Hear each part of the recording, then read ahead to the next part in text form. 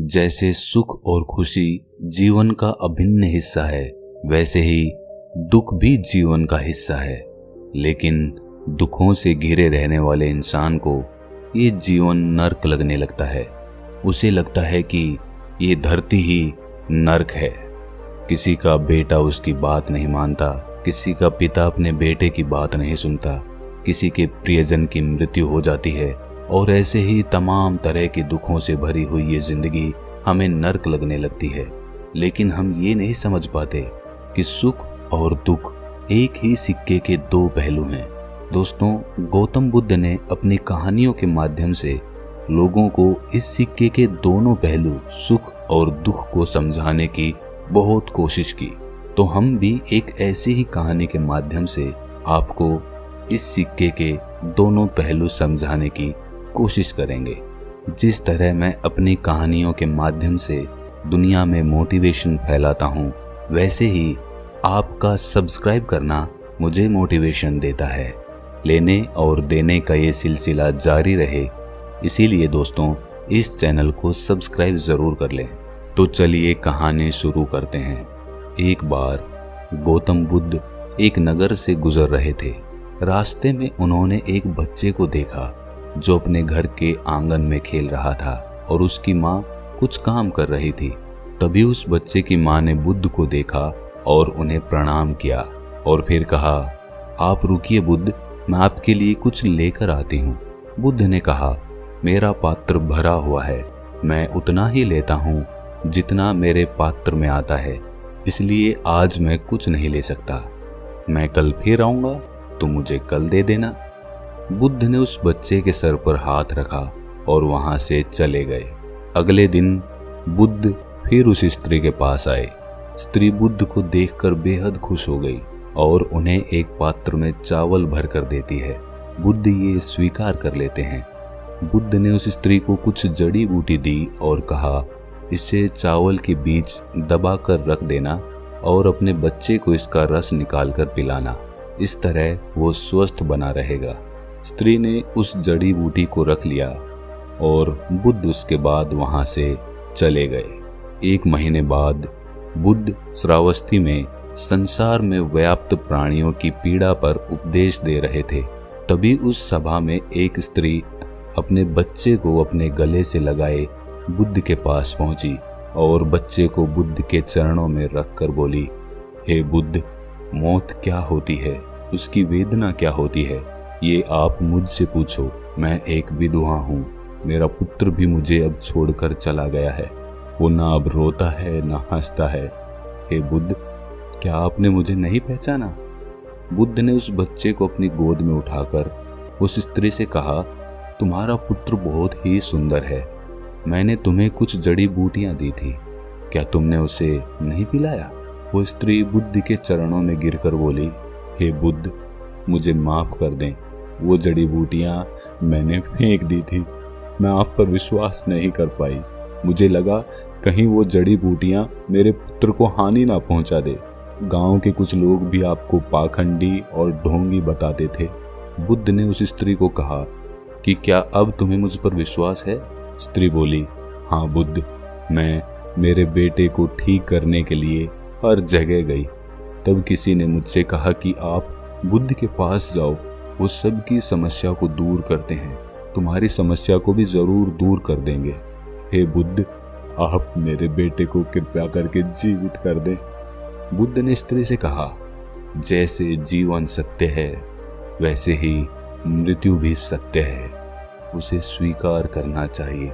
स्त्री बोली, हे बुद्ध, आप मेरी वेदना नहीं समझ रहे हैं, मैं एक विधवा हूँ, मेरे जीने का इकलौता सहारा मेरा पुत्र था और अब वो भी मुझे छोड़कर चला गया।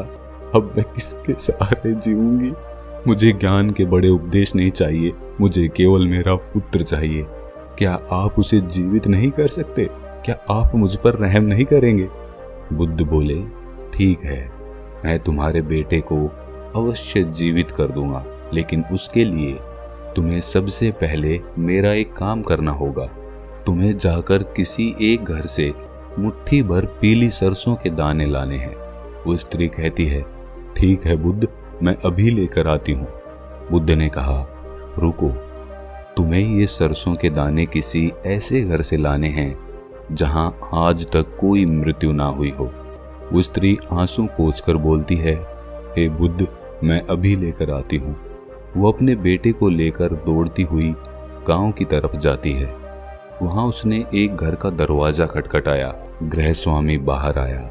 उस स्त्री ने उस गृह स्वामी से एक मुट्ठी पीली सरसों के दाने मांगे। उस स्वामी ने स्त्री को सरसों के दाने दे दिए। वो खुशी खुशी दाना लेकर जा रही थी कि तभी उसे याद आया कि बुद्ध ने ऐसे घर से दाने लाने के लिए कहा था जहां किसी की भी मृत्यु ना हुई हो। स्त्री ने गृह स्वामी से पूछा, क्या तुम्हारे घर में किसी की मृत्यु हुई है? स्वामी ने कहा, हाँ, कुछ दिन पहले मेरे पिता की मृत्यु हुई थी। स्त्री ने दाने स्वामी को वापस कर किसी दूसरे घर पर जाने का फैसला किया।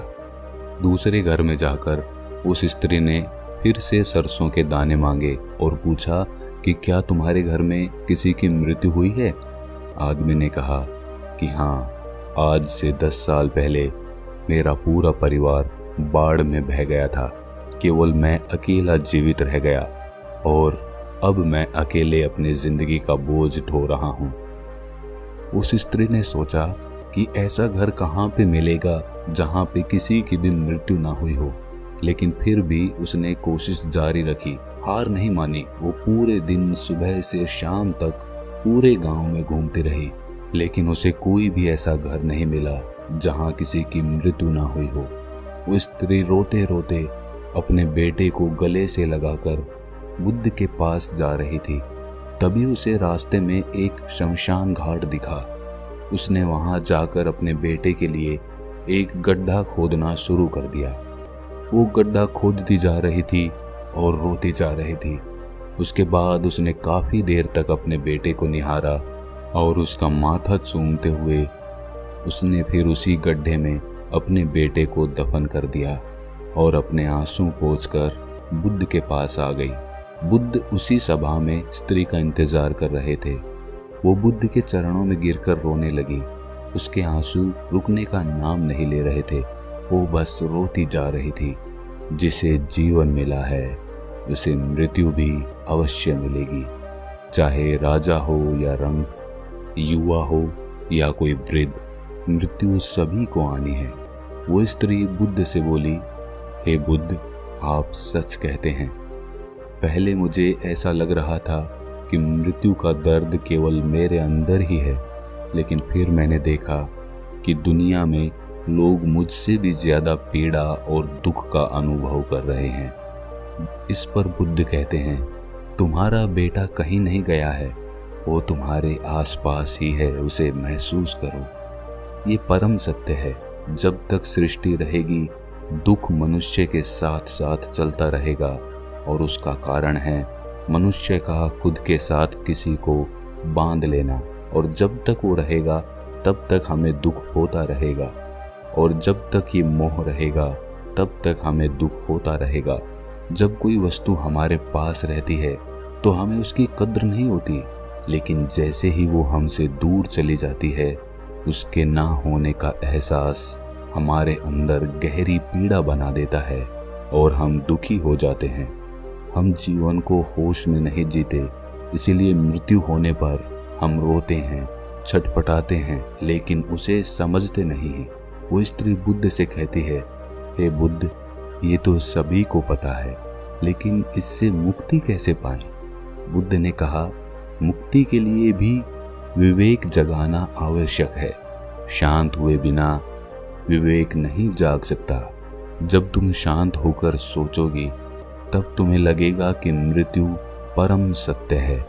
तब तुम्हें लगेगा जैसे जन्म होता है वैसे ही मृत्यु भी जीवन का परम सत्य है।